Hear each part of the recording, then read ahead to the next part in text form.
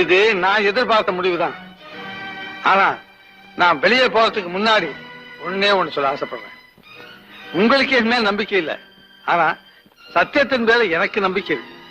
அந்த சத்தியம் சில சமயம் தூங்கும், ஆனா என்னைக்குமே